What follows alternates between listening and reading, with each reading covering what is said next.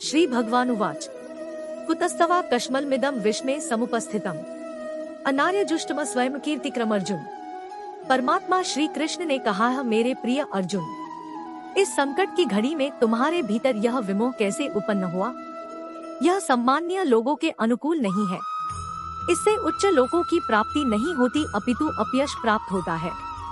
हमारे पवित्र ग्रंथों में आर्य शब्द का प्रयोग किसी प्रजाति या जाति समूह के लिए नहीं किया गया है।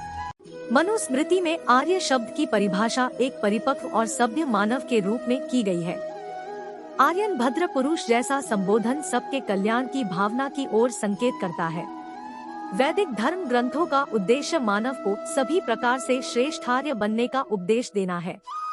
श्री कृष्ण अर्जुन की वर्तमान मानसिक स्थिति को इन आदर्शों के प्रतिकूल पाते हैं और इसलिए उसकी व्याकुलता को ध्यान में रखते हुए वह उसे फटकारते हुए समझाते हैं कि वर्तमान परिस्थितियों में इस आदर्शवादी अवस्था में कैसे रहा जा सकता है।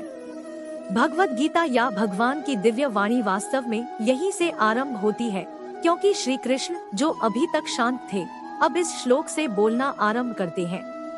परमात्मा पहले अर्जुन के भीतर ज्ञान प्राप्त करने की क्षुधा उत्पन्न करते हैं। ऐसा करने के लिए वह यह तर्क देते हैं कि उत्तम पुरुष के लिए इस प्रकार के भ्रम की स्थिति में रहना अपमानजनक और सर्वथा अनुचित है।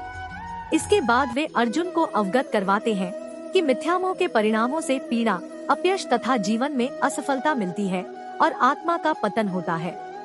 भगवान श्री कृष्ण अर्जुन को सांत्वना देने के बजाय उसकी वर्तमान मनोदशा को देखते हुए उसे और अधिक व्याकुल करना चाह रहे हैं। जब हम व्याकुल होते हैं तब हमें दुख की अनुभूति होती है, क्योंकि यह आत्मा की वास्तविक स्थिति नहीं है। इस असंतोष की अनुभूति यदि उचित दिशा की अग्रसर होती है तब वह वास्तविक ज्ञान की खोज में प्रेरक शक्ति बनकर उभरती है। संदेह का उचित निवारण मनुष्य को पहले से अधिक गूढ़ ज्ञान प्राप्त करने में सहायता करता है। इसलिए भगवान कभी कभी जानबूझकर मनुष्य को कठिनाई में डालते हैं ताकि वह अपनी उलझन को सुलझाने के लिए ज्ञान की खोज करने में विवश हो जाए, और जब उसके संदेह का पूरी तरह से निवारण हो जाता है तब वह मनुष्य ज्ञान की उच्चावस्था को प्राप्त कर लेता है।